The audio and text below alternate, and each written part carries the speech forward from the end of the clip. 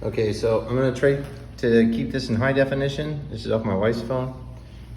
This is the condition of what the parts are in. So I brought it into this little living room area. I got a bunch of junk, you know.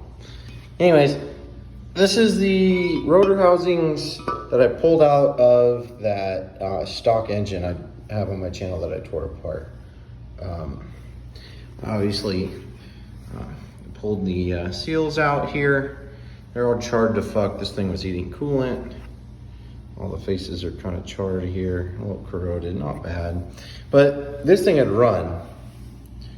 This thing had ran with it looking like this, with stock Apex seals. Stock Mazda flipping Apex seals. Let me kind of do this here.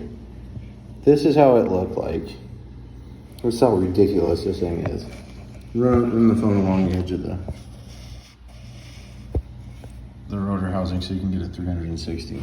That's how bad it was. And I believe, hard telling, but I believe this was the front one. It's hard telling, to be honest with you, once it's pulled. And as you know, you can still see there's coolant seal still in it. It's so hard and brittle and set in there. It feels flush. And you know, yeah.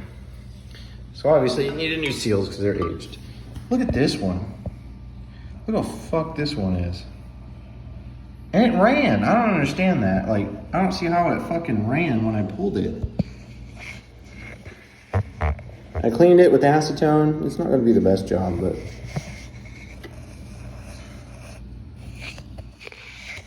kind of getting the image of what did it look like. Obviously, just a real quick once over. But this shit ran. I think this is the rear housing, and that one was the front housing.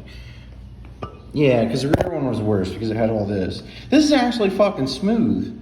Right there on the edge where my fingernail is, my pinky nail. That's actually pretty fucking smooth, and that's definitely not chrome surface. That's definitely aluminum.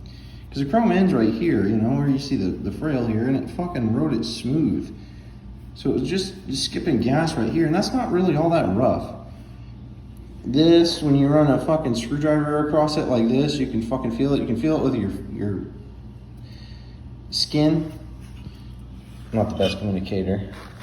Look how gouged that is. That one you can definitely feel the warpage, or you know, the waviness like an ocean end.